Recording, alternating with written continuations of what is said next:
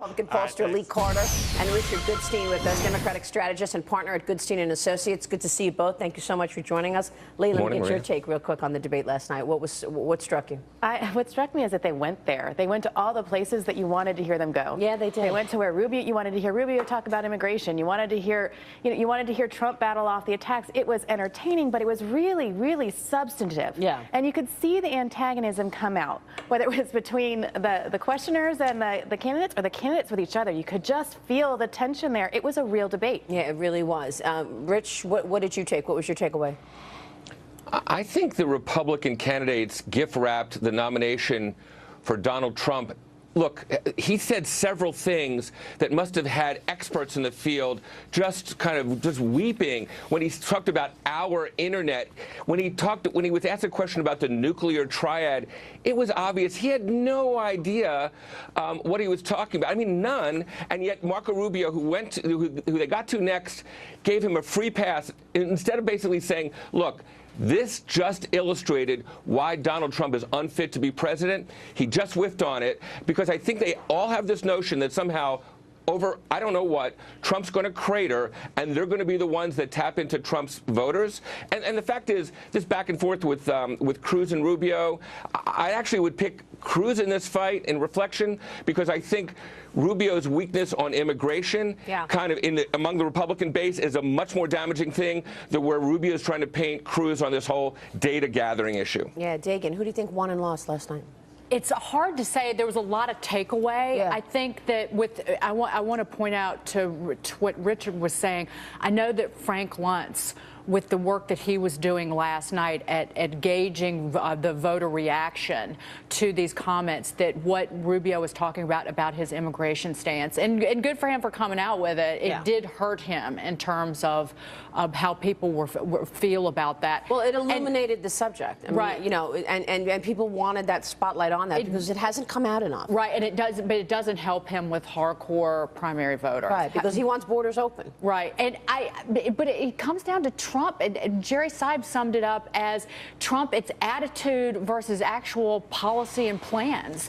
And people don't want to take on Trump in this debate because he starts barking at you about how he's leading in the polls over you, and it doesn't go anywhere.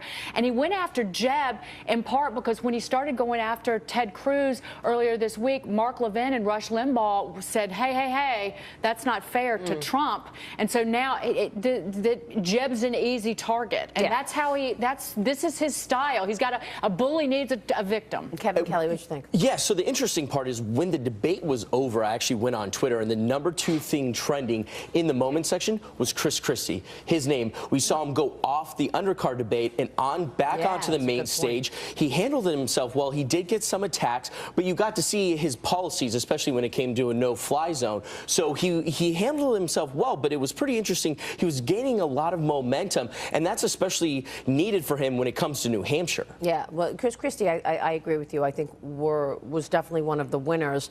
Ted Cruz, this was an interesting attack on Ted Cruz because he voted against that metadata program, and the idea that he was basically making it harder to track terrorists by basically saying, look, no, but I think it was more so he's afraid of government. He doesn't want, he feels it's a slippery slope.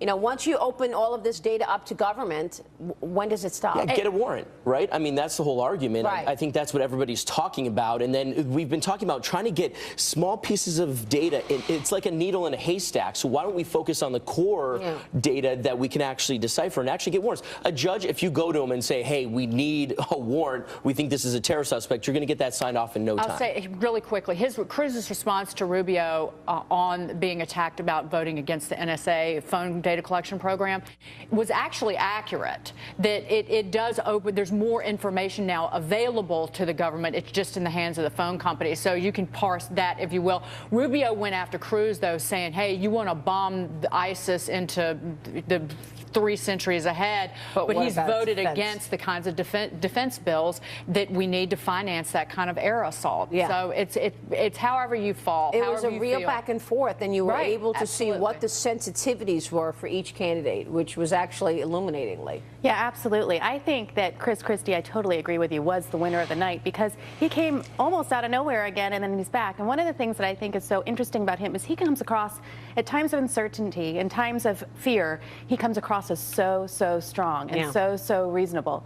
And Bill Clinton once said it's better to be strong and wrong in times of uncertainty than it is to be right and weak. Yeah. Also personable. And the other thing is, while Cruz and Rubio are fighting about how they voted, you go to Chris Christie, who picked it up and basically said, look, this is what it's like sitting on the Senate floor, Rich Goodstein. So that was actually a really good pickup that Chris Christie had, because it was so in the weeds. A lot of Americans may have said, well, wait a second, you know, this is not what I care about necessarily. And Chris Christie took it and ran with it.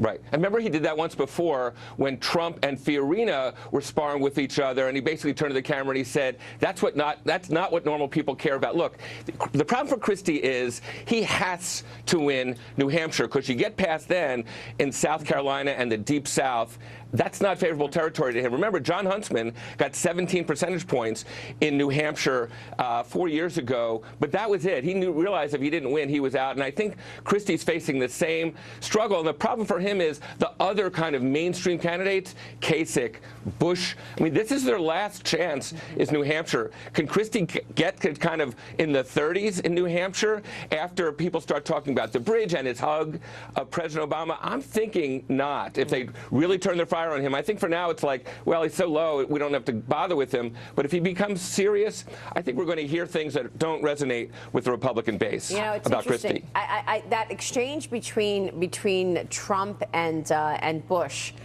you could tell Bush got under Trump's skin. Yeah. I mean, as much as you don't think that it's worked in the past, for sure, Bush got under Trump's skin. The chaos candidate, which people were joking. Right. Bands are now competing, heavy, metal bands are now competing for that name. And you're not going to be able to insult your way to the presidency. And you know who we haven't mentioned? Ben Carson. Because he will best be known for the one who was coughing during the entire debate on an open mic.